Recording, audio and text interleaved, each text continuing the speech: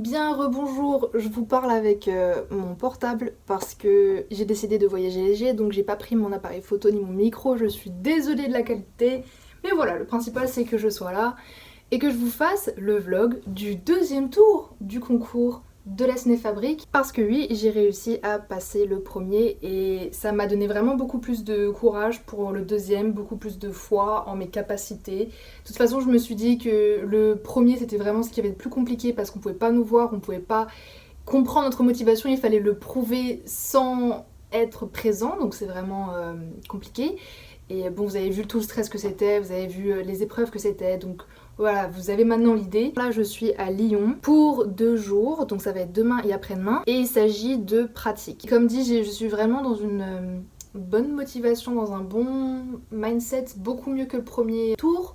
Je pense que c'est sûrement dû au fait que c'est que 2 jours, ça va aller gravement vite, je le sais, je le sens. Le simple fait d'avoir été prise pour ce deuxième tour, je me dis j'ai le droit d'être là. On a bel et bien vu que j'ai ma place ici. Donc voilà, ça fait gravement plaisir. Ouais, en fait, je vais juste venir avec ma bonne humeur, ma bonne volonté, les connaissances que j'ai. Encore une fois, et je le répète, et vous l'aurez compris, mais plus j'ai re-regardé le vlog que j'ai monté, plus ça a résonné en moi après être sortie du premier tour. Le fait d'être satisfaite avec ce qu'on fait, c'est tellement plus important que le fait de réussir la chose selon les critères des autres, selon l'évaluation des autres. Encore une fois, mon goal maintenant c'est de faire de mon mieux, de gérer selon mes termes de ce que c'est que gérer. Le cadre est parfait, j'ai des chats. Hello. Voilà, premier jour d'épreuve fait. Vu que j'avais pas de batterie, j'ai fait une pause et du coup toute l'énergie est redescendue et je suis... J'en peux plus, je suis crevée. Du coup, en quoi ça a consisté, comment ça s'est passé, mes observations. On est arrivés, on était tous là, 6 fois 10 personnes, ça fait environ 60. Je dis environ parce que dans mon groupe il en manquait 2. Et donc on était là, voilà, 60 personnes groupées devant le portail, on nous a laissé entrer en nous remettant un badge avec notre nom, notre spécialité et dans quel groupe on allait être le premier jour et dans quel groupe on allait être le deuxième jour. À partir de là, du coup, moi je me suis dit mais c'est parfait en fait, il y a le groupe du premier jour dans lequel tu vas être. Donc j'ai pris l'initiative de regarder toutes les personnes qui étaient avec moi dans mon groupe pour la journée, ce qui a fait que voilà, j'ai un peu déjà créé les liens et tout, c'était sympa. Donc à partir du moment où on a les groupes, on va en salle avec 2 examinateurs, ils ont une fiche avec nos noms et tout ça, et durant toute l'épreuve ils font des observations que on a essayé de lire mais que c'est impossible, comme ça en zoom c'est pas possible. Ils écrivent trop mal. L'idée c'est que on arrive dans une espèce de petite classe et on tire au sort un sujet, un thème. Nous on a du coup tiré dans tes rêves. À partir de là on fait un brainstorming et à partir du brainstorming on fait un scénario. On ne devait pas faire de scénario dialogué parce qu'on s'était dit voilà on fait de l'impro, sachant que là c'était plus que le challenge de 24 heures que sans doute certains d'entre vous connaissez. Parce que l'idée c'était de tourner quelque chose, mais de à peu près 9h45, voilà 10h jusqu'à 13h. Et ensuite de 14h jusqu'à 17h30. Le but c'était vraiment de tourner tous les plans qu'on voulait tourner. Il n'y avait pas de montage, donc ça facilitait l'affaire. Mais voilà, pour vous dire, c'était quand même assez intense. Les dialogues, c'était pas vraiment notre priorité. C'était super au niveau de la vibe. Moi, à un moment donné, à la fin, j'ai malencontreusement tutoyé mon examinatrice. Parce qu'en fait, c'était beaucoup trop relax, quoi. C'était incroyable. Une super ambiance. Je suis tombée dans un super groupe avec des personnes vraiment au top. Pas de moi, je, vraiment. Un intérêt mutuel qu'on avait pour et toi, tu viens d'où? Qu'est-ce que tu fais? Quels sont tes projets? Et un respect aussi pour le parcours de chacun. Et ça, j'ai beaucoup aimé. L'ambiance de l'école est tellement plus, ou du moins moins prétentieuse que ce que on peut imaginer d'une école de cinéma. De ce que j'ai pu voir, c'est clairement le bordel partout, mais ça donne un effet vivant, ça donne un effet de communauté qui squatte, qui fait des projets, qui bosse ensemble et surtout dans la bonne humeur, dans le relax, voilà. On fait ça cool. Donc après avoir fait du coup ce mini scénario, genre ok, quels vont être les plans, etc. On est parti tourner. Et donc là, l'épreuve consistait à chaque plan, ou on va dire chaque séquence, devait être tournée par donc notre équipe, mais à chaque séquence on changeait de poste. On faisait en sorte de créer notre scénario en 8 séquences vu qu'on était 8 personnes, et donc à la fin du tournage on était censé avoir fait tous les postes. On avait donc 2 acteurs, une script, chef-op, ingénieur son, perche, réal, j'oublie un truc, déco, et avec les 2 examinateurs qui sont là en mode bon voilà, si vous avez besoin de nous pour faire de la figuration ou pour faire un clap, on est là quoi. C'était vraiment passionnant et c'était super cool, super drôle, super fun à faire. J'ai vraiment kiffé cette épreuve. Jusque là je m'éclate en fait avec les concours ciné-fabriques. Alors oui c'est le stress mais je m'éclate. Évidemment du coup il y a des domaines que tu vas pas nécessairement maîtriser parce que moi sur mon badge j'ai écrit production, il n'y a pas écrit image, mais ce qui est cool c'est que du coup il y a des personnes qui vont être un peu plus à l'aise avec la caméra évidemment vu qu'ils sont en spécialité image ou alors qu'ils ont fait beaucoup de choses avec des caméras, voilà. Mais du coup il y avait vraiment cette entraide perpétuelle entre nous, on a fait des super plans, on s'est éclaté à les faire. Quand j'ai fait chef-op, bon voilà caméraman, on n'avait pas de lumière etc. Hein. On a fait une scène qu'on a refait 7 fois, on a fait 7 prises. J'ai fait vraiment mon sport parce que c'était la scène je pense la plus sportive du film qu'on a voulu faire. Oh la vache. Enfin surtout parce que vu qu'on passe une scène à l'autre mais c'est à chaque fois un autre réalisateur, donc le réalisateur il voit la chose de façon différente, il se dit ah ok moi j'ai envie de faire un truc inspiré de films de guerre, et donc c'était cette scène là. Et voilà, on a sué, on s'est pris, on était dans les buissons, on s'est pris des chardons et des trucs, genre moi j'ai le dos qui gratte de ouf, faut que j'aille prendre une douche, et ouais, sué.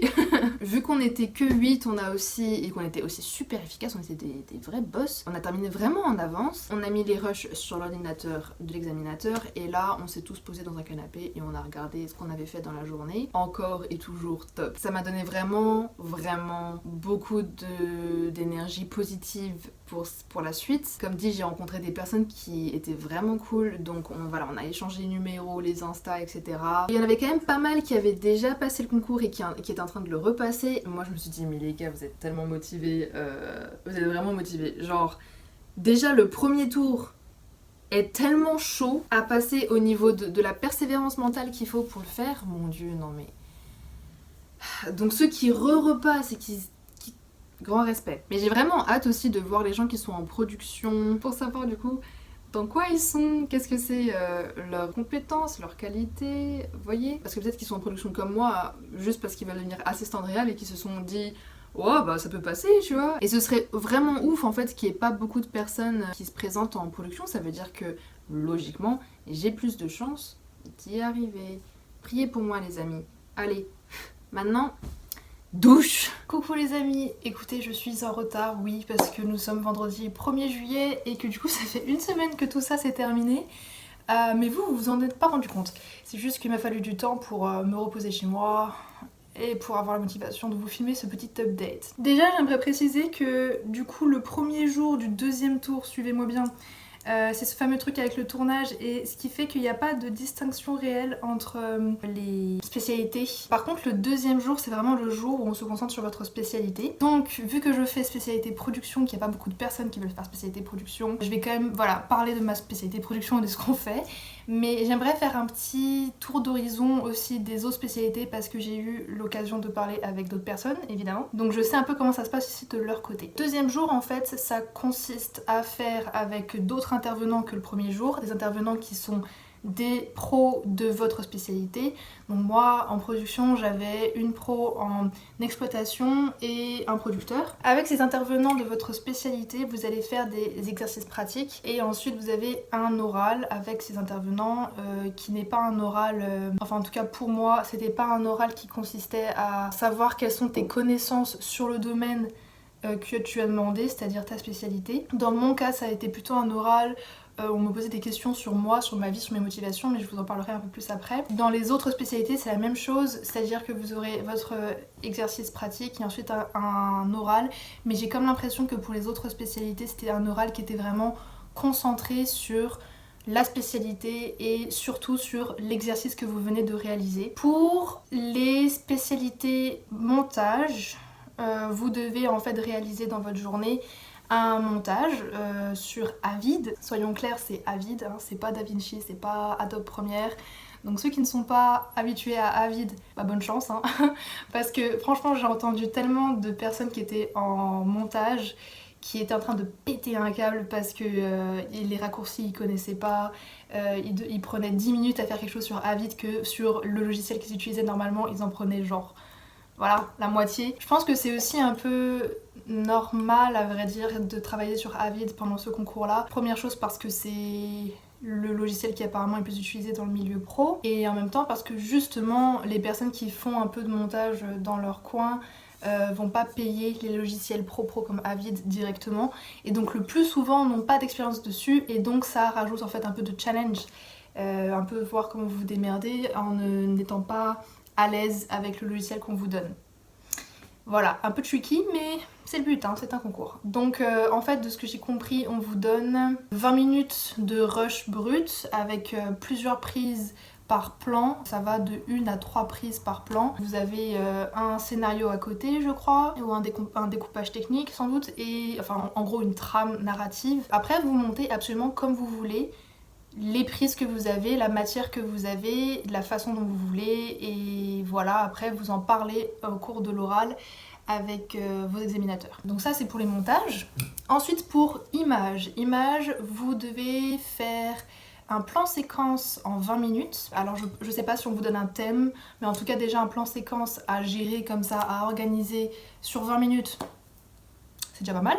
Et ensuite le reste de votre journée est consacré à la photo. Pour ceux qui avaient déjà participé au concours les années précédentes, ils ont dit qu'ils avaient 2 thèmes. Le premier c'était portrait, donc ça c'était le thème imposé et ensuite ils avaient le choix entre 2 autres thèmes pour faire une série de photos. Et donc après l'idée c'est pareil d'aller à l'oral et de parler des photos que vous avez fait et du plan séquence. Là sur cette année là je pense que ceux qui ont fait images n'ont pas eu de thème imposé pour leurs photos. Donc c'était plan séquence et ensuite allez faire des photos, parlez-nous-en. Voilà, donc c'était plutôt pas mal. Ensuite, pour la spécialité scénario, voilà, c'est celle-là qui manque. La spécialité scénario, alors vous avez des photos qui vous sont données. Je crois que vous en avez 2 et vous en choisissez une au hasard. Enfin non, pas une au hasard. Bref, en tout cas vous avez des photos. Vous écrivez du coup un scénario à base d'une photo, à base de quelque chose qu'on vous donne, ok? Et quand vous avez écrit ce scénario-là, ensuite vous allez le présenter. C'est un synopsis, ok? C'est donc un scénario sans continuité dialoguée, mais par contre qui est décrit en détail la continuité d'action, on va dire, ok? Pour ceux qui savent ce que c'est qu'un synopsis. Donc là, les questions, c'est voilà, c'est le fond, la forme, le pourquoi ça vous a inspiré ça, le pourquoi vous, qu'est-ce que vous voulez dire, qu'est-ce que vous avez... Enfin voilà. Je suis un peu vague parce que, comme dit, ce sont pas les spécialités que j'ai fait, c'est juste ce que j'ai pu entendre des autres. Pour ceux qui veulent faire spécialité son, je suis désolée, mais les sons sont tout aussi nombreux que la spécialité production et donc en fait toutes les spécialités production sont réparties sur les groupes de la première semaine et toutes les spécialités son sont réparties sur les groupes de la deuxième semaine, sur les 2 semaines que dure le deuxième tour de concours. Donc moi je n'ai pas vu un seul son, voilà, puisque j'étais la première semaine parce que je suis en production. Les sons de production ne se sont pas rencontrés. Pour ceux qui veulent faire son, je suppose que ça va fonctionner de la même façon, c'est-à-dire que vous avez un exercice pratique à faire de type, je sais pas, une bande son ou une musique, une composition, j'en ai aucune idée et après vous devez en parler. Peut-être que vous avez aussi un thème, mais voilà, ça doit être à peu près dans le même esprit je pense. En tout cas, maintenant pour ceux qui veulent faire production comme moi, on n'est pas beaucoup en production. Vous m'avez sans doute entendu dans mon premier vlog du premier tour, mais j'étais là en mode ouais, en fait je veux faire production, mais c'est pas parce que je veux devenir réalisateur, c'est parce que je veux devenir assistante réal et donc je pense que tous ceux qui sont avec moi en production pensent que j'ai envie de les écraser et de faire réalisateur, mais pas du tout, j'ai envie d'être leur assistante, je n'aime pas la compétition, etc. Alors en fait production, c'est pas du tout pour ceux qui veulent être en tête de production, ok? Parce que par exemple production c'est pas que la production d'un film, comment dire, c'est la fabrication aussi d'un film. Donc je pensais que ceux qui allaient se mettre en production, c'est ceux qui voulaient être les têtes du truc. Mais c'est un peu con, hein, parce que en fait la Cinéfabrique ne forme pas de réalisateurs, elle forme des techniciens et après des responsables d'administration. Type production justement. J'essaie d'être claire. Le fait est que pour la Cinéfabrique en fait, t'es réalisateur à un moment donné ou à un autre de ta formation. L'idée c'est que du coup ceux qui font son ou ceux qui font image, ceux qui font montage peuvent être à un moment donné réalisateurs et même si tu sors de cette de cette formation-là et que même pendant la formation t'as jamais pris le rôle de réalisateur, tu pourras le faire à la fin, il n'y a pas de problème. Je pense en particulier ceux qui font image, c'est pour ça qu'il y en a beaucoup qui demandent image et qui demandent montage et qui demandent scénario, c'est parce que ça a plus d'attrait, je suppose, pour les personnes qui veulent devenir réalisateur. Moi, n'ayant pas pensé comme ça, je me suis dit, voilà, j'aimerais faire production. Encore une fois, parce que je pensais que production, c'était pour former des réals, des assistants réals, des directeurs de prod et des producteurs délégués, enfin ce genre de choses. Mais non, en fait, il s'agit que de la partie production, donc de l'aspect financier du cinéma. Ce que j'avais déjà d'ailleurs remarqué sur le questionnaire de spécialité au premier tour, mais ça m'avait pas frappé quoi. Warning, ok, pour tous ceux qui veulent faire la spécialité production, on ne vous apprend pas à être des assistants réals et on ne vous apprendra pas non plus à être réalisateur. Mais du coup, si vous êtes en production, vous allez apprendre et vous devez avoir aussi un intérêt de base pour pouvoir rentrer dans l'école avec cette spécialité-là à votre concours. Vous devez avoir un intérêt à tout ce qui concerne le financement d'un film, l'économie du film, l'exploitation du film, la diffusion, etc. Et si vous n'avez pas cette passion-là, vous pouvez dire au revoir à la spécialité production. Et vu que beaucoup de personnes trouvent que la paperasse et le côté financier et tout ça est chiant, en fait, je me suis retrouvée... Déjà, le premier jour, j'ai pas compris. Et en fait, c'est en posant des questions autour de moi que j'ai compris que c'était pas ce à quoi je m'attendais. C'est bien de se rendre compte presque le jour même que c'était pas du tout ce à quoi tu allais t'attendre. Je ne voyais personne en production autour de moi, je les ai cherchés. Genre le deuxième jour quand on a pu enfin se rassembler en spécialité, j'étais en mode mais les gars, vous étiez où? Je vous ai cherché pendant 1 jour et demi quoi. Donc en fait, les intervenants nous ont dit que pour les productions, on était combien? Je crois on était 30, un truc comme ça, ou 35 comparé à 120 dans chaque autre spécialité. Donc effectivement, la compétition chez nous est très moindre. Pas qu'elle n'existe pas, mais on a quand même plus le potentiel, la statistique de nos chances sont plus élevées que ceux qui font montage ou image ou scénario, qui du coup, eux, doivent se démarquer de beaucoup plus de personnes. Vous me suivez? Assez flippant parce que je me dis, ok, qu'est-ce qu'il y a de tellement rebutant dans la production? Là, j'ai pas trop compris. Et j'ai compris du coup en étant sur place. Alors, que je m'explique. Je trouve pas que la production ce soit rebutant. Je pense juste que il faut avoir le caractère et la mentalité et le cerveau qu'il faut pour faire ce taf-là. Parce que je pense que la partie créative, la part créatrice dans ce département-là n'est pas très présente. Je vais pas vous faire peur. Pour ceux qui ont plus envie de laisser parler leur créativité, clairement, aller dans image, aller dans scénario, montage, c'est aussi une forme de créativité, ça peut être très cool. Par contre, montage, je dois aussi vous prévenir d'un truc, vous passez quand même la majorité de votre temps devant un ordinateur à faire du montage. Je pense qu'il faut que vous y soyez habitués et que vous aimiez ça pour de vrai. C'est con en vrai parce que si vous postuler à ce concours pour une certaine spécialité, oui, c'est beaucoup mieux d'aimer la spécialité dans laquelle vous allez, mais je veux vraiment vous... warning.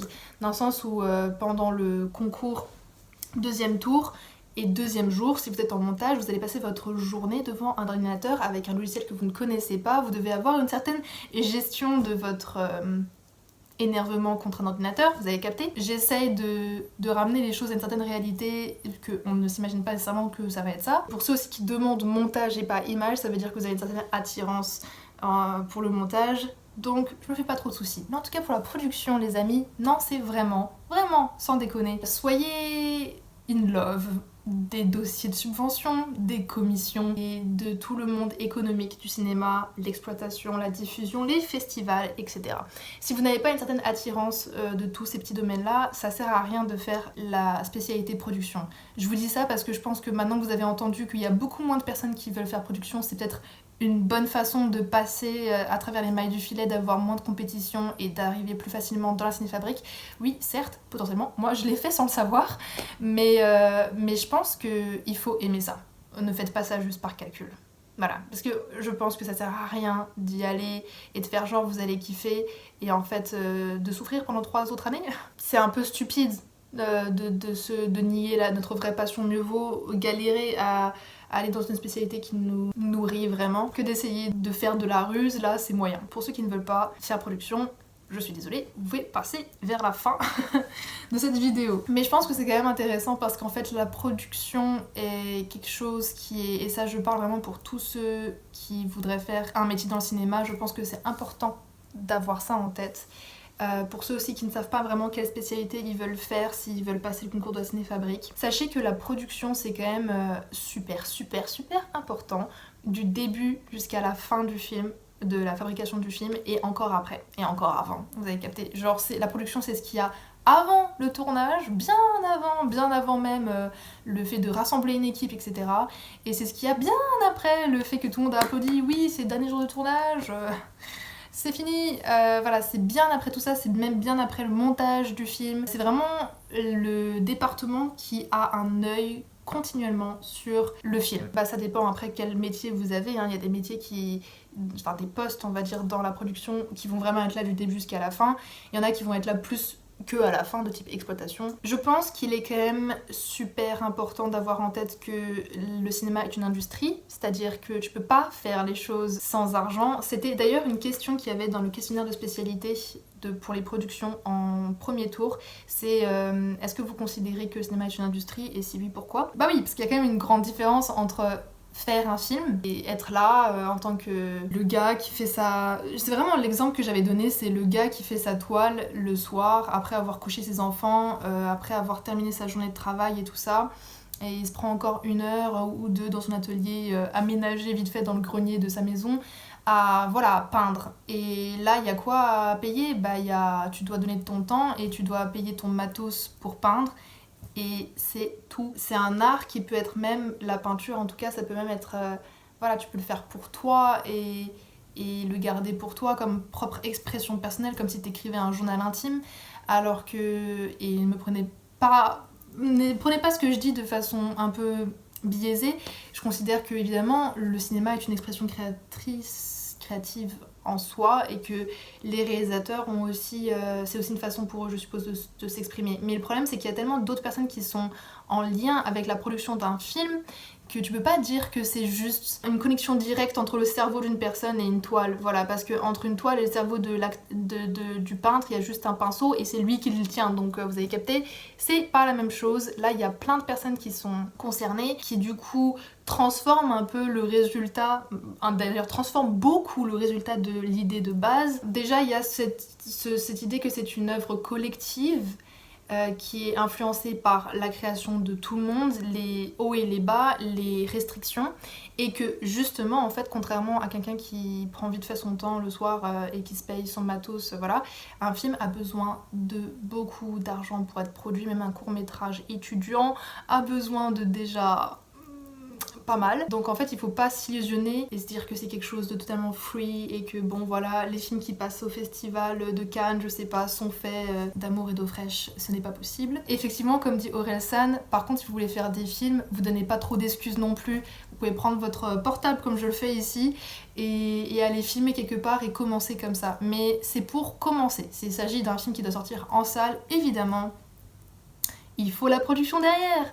Donc c'est pour ça que je vous dis, pour tous ceux qui veulent faire d'autres spécialités, vous pouvez quand même écouter cette partie-là, parce que pour vous rendre compte quand même il y a une réalité au cinéma, et c'est que c'est un art qui a besoin d'argent de base. Quoi que tu veuilles faire, il faut que tu aies de l'argent, beaucoup d'argent de base, et ensuite prier pour que tu aies de l'argent qui revienne après. Donc les exercices, on y arrive enfin, qu'on a pour la spécialité production. On en avait beaucoup, vu qu'on avait une intervenante en exploitation et un intervenant producteur. On avait des exercices qui étaient plus exploitation et plus production.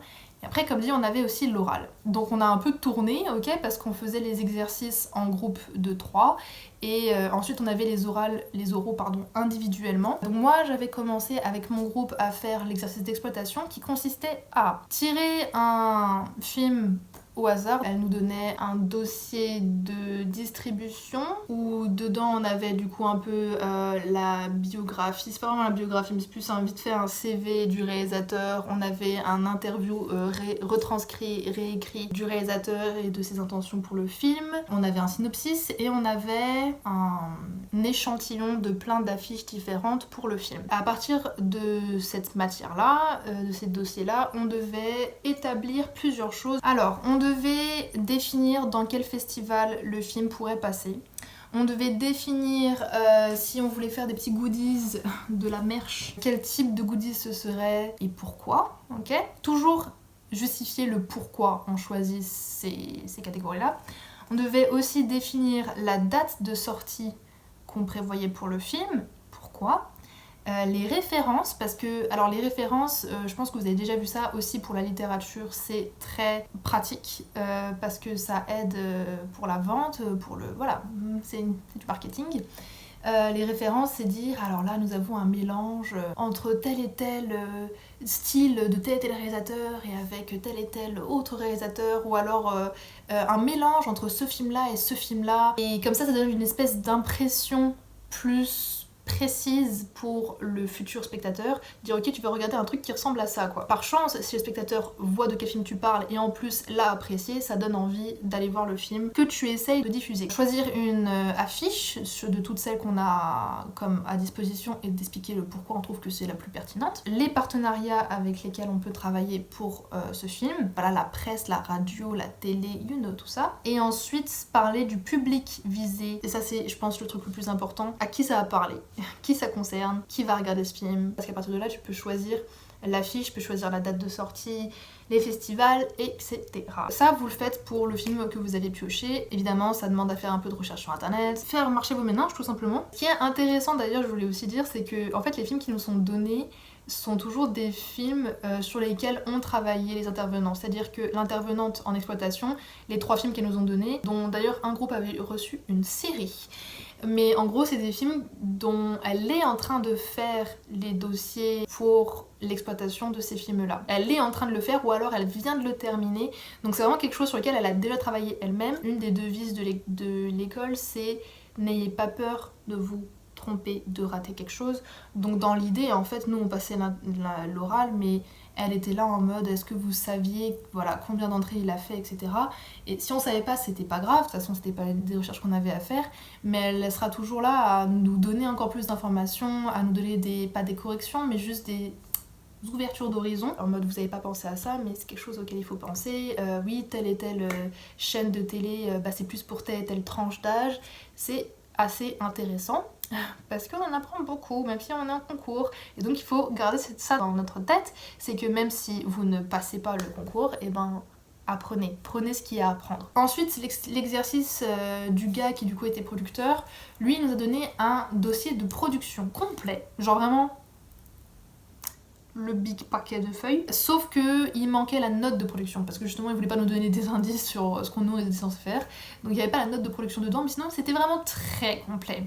Alors pour un dossier de production, il y a énormément de choses à mettre dedans, donc je vais pas commencer à faire une liste exhaustive de tout ce qu'il y a dedans, mais vous avez la note d'intention du réalisateur, vous avez une lettre du réalisateur au départ, vous avez un budget prévisionnel descriptif des acteurs s'ils ont déjà signé, s'ils ont déjà donné leur accord pour le film, on va dire le CV du réalisateur aussi, vous avez évidemment le scénario, les photos de repérage si jamais c'est fait aussi, en fait énormément de matière sur le film. Le dossier de production, il faut savoir que c'est un dossier qui est fait alors que le film n'est pas encore réalisé, ok, donc c'est un dossier qui a comme but de après aller en commission de subvention et de demander de l'argent pour un film qui n'a pas encore été réalisé, mais le dossier doit quand même être assez solide pour qu'on se dise ok, il a une vision très précise de là où il veut aller et on va lui donner des subventions. Là l'idée c'était de bien étudier ce dossier là et ensuite de faire un jeu de rôle. Je trouve que c'était un peu bizarre d'ailleurs comme exercice parce que ça ne départageait pas les personnes qui étaient dans le groupe, ça ne les distinguait pas vraiment, dans le sens où vu qu'on était 3, du coup on faisait un jeu de rôle, il y avait une personne de notre groupe qui jouait la commission de subvention, enfin la personne qui allait donner les subventions, ok, il y avait une personne qui jouait le producteur et une personne qui jouait le réalisateur. Donc j'ai joué la réalisatrice. On était nous-mêmes en train de former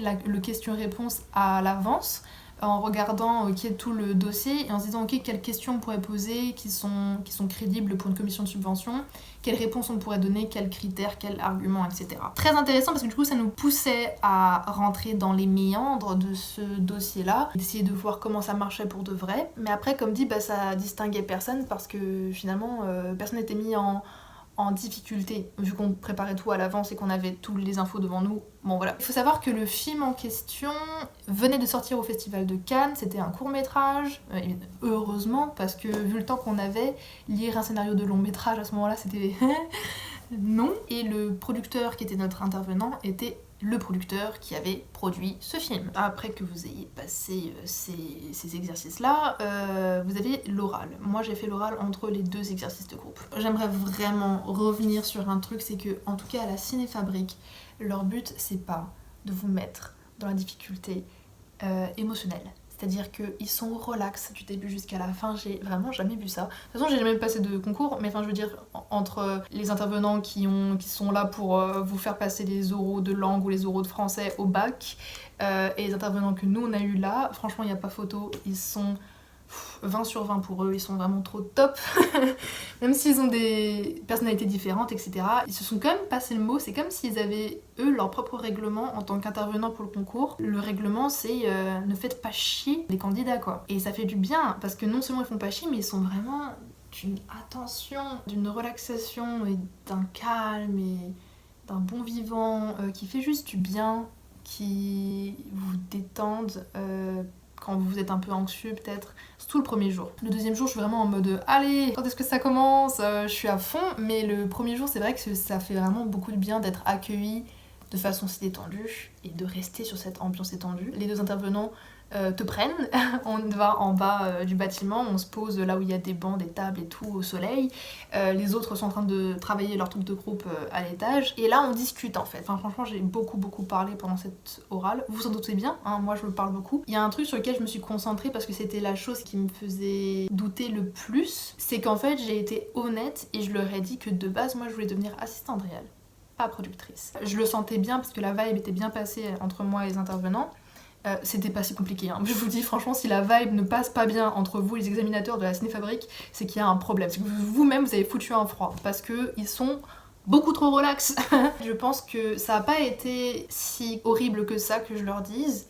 D'ailleurs, il y a un des gars de mon groupe qui m'a dit mais l'honnêteté paye toujours, et je suis en mode voilà, je suis aussi de cet avis-là, c'est-à-dire que je préfère dire les choses et voir les conséquences de mon honnêteté et de mon intégrité plutôt que de faire non, mais moi j'ai toujours voulu devenir productrice, c'est mon rêve depuis que j'ai 15 ans, non mais c'est clair. Non, moi depuis que j'ai 15 ans, j'ai un seul poste en tête, c'est assistant réel. Donc je leur ai dit ça, mais je leur ai dit aussi que moi, tout m'intéressait dans le cinéma, tout me passionnait dans le cinéma, que si j'avais eu les compétences requise pour oser faire le département image, je l'aurais fait. C'est juste que mon cerveau a un peu plus de mal pour ce genre de choses, ok, que pour des trucs plus organisationnels, paperasse, etc.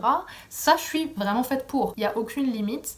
Tant que c'est en lien avec le cinéma, ma vie a du sens. Tant que je fais un poste qui est en lien avec un film ou une production audiovisuelle, ma vie a du sens. Ne flippez pas, mes chers examinateurs, ils étaient en mode non, on ne flippe pas pour toi. C'est bien, non, parce que qu'on soit clair, hein. Genre je suis là, ok, j'ai été surprise hier même sur le fait que c'était pas du tout pour devenir assistante réelle qu'on faisait production, mais ça ne veut pas du tout dire que je suis triste d'être là, que je ne vais pas supporter de faire 3 ans. Ils ont aussi beaucoup posé des questions sur qu'est-ce qui t'intéresse, qui tu es en fait, quel est ton univers, qu'est-ce qui t'a amené à cette école, qu'est-ce qui t'a amené au cinéma. Donc évidemment, quand tu dois répondre à ça, tu parles un peu de ta vie et c'est super touchant parce que chacun a sa raison d'être dans le cinéma et de pourquoi ça te touche et pourquoi t'as envie de faire ça de ta vie. J'ai l'impression d'avoir attendu toute ma vie pour pouvoir donner les réponses à ces questions à des personnes, tu vois. J'étais en mode si vous saviez, en fait ça remonte à tellement longtemps, laissez-moi réfléchir. Une des premières questions qui m'ont posé, c'était par rapport à mes études et tout ça, et vous-même, vous savez sur ma chaîne que du coup j'ai arrêté mes études, je les ai abandonnées à un moment donné, et c'était un moment assez crucial de ma vie où j'en pouvais plus. Enfin c'est crucial, c'était un tournant comme un autre, mais c'était une période de transition où vraiment j'ai pris des décisions extrêmes comme ça, et en fait au moment où j'ai voulu en parler, j'étais, sachant que c'était quand même comme dit vraiment une des premières questions qu'ils m'ont posées, et j'étais en train de me dire ok, oh joie, je vais pleurer. Donc je me suis arrêtée, je suis désolée, je sais pas pourquoi je deviens émotionnelle à ce moment-là. Voilà, j'ai respiré, le gars en face avec un tact magnifique a juste comblé pas le silence, mais juste à parler pour moi, que je puisse me remettre un peu dans mes énergies normales, ok, sans du tout me mettre la pression, sans trouver que ok d'accord tu pleures, c'est une catastrophe. On est tous humains, donc pour ceux qui ont des problèmes d'anxiété et de trop grande émotivité comme moi, rien que d'en parler ça me... Franchement, s'il y a des intervenants qui vous jugent par rapport à ça, et ben qu'ils aillent se faire voir. Vraiment. Évidemment, quand vous parlez de vous et de certaines périodes de votre vie, de certaines choses qui peuvent même être positives, tu vois, être juste belles et qui vous émeuvent juste simplement, Si vous commencez à lâcher une larme, ça devrait même pas poser de problème. Et donc j'ai beaucoup aimé leur façon de réagir à tout ce que je disais. En dehors du fait de parler de vous et de votre lien au cinéma et de votre lien à la spécialité production, il n'y a aucun piège. Il n'y a pas de « et alors, tu t'y connais, machin ». Évidemment, ils vont vous parler peut-être un peu, vous demander quelques petites choses sur votre parcours. Moi, ça n'a pas été le cas. Mais c'est plus, voilà, savoir qu'est-ce que tu aimes, qu'est-ce qui t'embrase de l'intérieur, et ils vous écouteront. Comme dit, j'ai l'impression d'avoir attendu ma vie entière pour... J'espère être prise au 3e tour, pouvoir encore une fois parler, parce que le 3e tour, ce n'est qu'un entretien de 20 minutes, avec un jury un peu plus complet. C'est pas une école qui est toute proprette et tout ça. Elle est très vivante, elle est très solidaire, j'ai l'impression, entre toutes les promotions, vu que une promotion égale environ 30 personnes du coup, je crois. Et vu qu'il y a que 3 années qui se côtoient, on est vraiment pas beaucoup, donc je pense qu'à la fin, on se connaît tous. Voilà, croisez les doigts pour moi, encore une fois. S'il y a une 3e vidéo, un 3e vlog, c'est-à-dire que je suis passée pour ce 2e tour, et s'il y en a pas, ne me posez pas de questions, je vais essayer de digérer, voilà. Mais bizarrement, en fait, le fait d'y être allée, d'avoir été sur place, que les gens aient pu me voir, aient pu voir mon entrain, mon enthousiasme, ma sensibilité, ma petite braise à l'intérieur là, et puis la façon dont les examinateurs se sont comportés avec nous, les exercices qu'on a eu, l'écoute qu'il y a eu aussi énormément. Franchement, je remercie encore beaucoup pour cette écoute. Ça me réchauffe le corps. Ça m'a vraiment donné beaucoup plus de confiance que je n'ai eu après mon 1er tour, parce que, dois-je vous le répéter, mais après le 1er tour, j'étais en mode never. Je ne vais jamais passer ce 1er tour, je vais jamais réussir, c'est... Non, on laisse tomber, je n'y crois pas du tout. Là, j'y crois vraiment très fort. Je crois à mon 3e tour. Ne cherchez pas pourquoi. Je crois, à mon 3e tour. Petite parenthèse, petit PS, ce qui est génial, et j'encourage toutes les personnes qui vont faire ce concours à vraiment réfléchir avec ce mindset-là.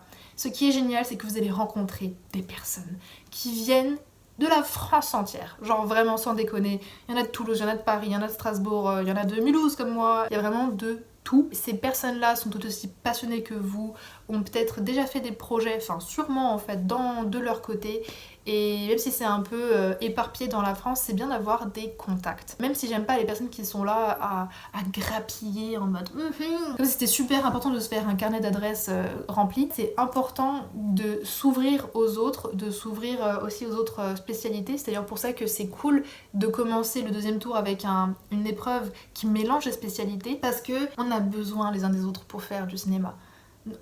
Allez pas commencer à devenir trop compétitif, on a besoin de travailler solidairement les uns avec les autres. Donc s'il faut rencontrer des personnes durant cette période-là, avec lesquelles vous vous entendez bien, où vous dites peut-être qu'il fait du bon travail, peut-être un peu moins, peut-être qu'il est encore un peu amateur, on s'en bat les couilles, vraiment. Si déjà c'est une personne avec laquelle vous vous entendez bien et qui est passionnée de cinéma, peut-être pas dans le même domaine que vous, très spécifiquement, mais prenez son contact, élargissez votre horizon. Dites-vous que c'est pas grave si la personne est vraiment au sud-sud de la France et que vous êtes au nord, mais ça peut être tellement stylé de juste ne plus rester dans un même microcosme, ce que je pense qui arrive très souvent quand on est toujours dans la même ville et qu'il y a toujours les mêmes personnes qui se bougent dans la même ville, de dire ouais mais je sais qu'il y a telle personne dans telle ville qui fait ci, qui fait ça, qui est motivée, voir la motivation chez les autres, ça fait tellement du bien de se dire oh je suis pas la seule, c'est cool. Et moi j'ai vraiment rencontré des personnes top, dont une fille avec laquelle après on allait boire un verre. Elle faisait scénario, mais de base elle fait des clips musicaux et de la photo, enfin la photo de concert aussi. Donc voilà, une fille qui est plus dans l'image de base et qui a décidé de faire scénario. Grande sensibilité, j'ai adoré parler avec elle, et après on allait se balader dans Toulouse, on a parlé jusqu'à ce que la nuit tombe et même encore plus après. Vraiment de belles rencontres. Si elle m'entend là, je suis vraiment ravie de l'avoir rencontrée elle, mais d'avoir aussi rencontré genre toutes les autres personnes dont j'ai pris le contact. Et je me dis que ne serait-ce que pour ça, on ne peut pas se permettre, je vous interdis de dire que si vous ne passez pas le 2e tour, vous avez raté quelque chose, que vous avez perdu votre temps. C'est pas possible, parce que le contact humain, c'est ce qu'il y a de mieux. Si vous n'avez pas réussi à avoir le pied dans votre école, mais si d'autres dont vous avez le contact ont le pied dans l'école, c'est déjà un demi-pied que vous avez dans l'école, vous avez capté. Même si vous êtes un peu timide, vous inquiétez pas, parce qu'il y aura des personnes comme moi, je suis persuadée, à n'importe quelle promotion, il y aura des personnes comme moi qui essaieront absolument de vous dérider. Quoi qu'il arrive, sachez que les choses ne se passent pas, enfin selon ma croyance, les choses ne se passent pas pour rien.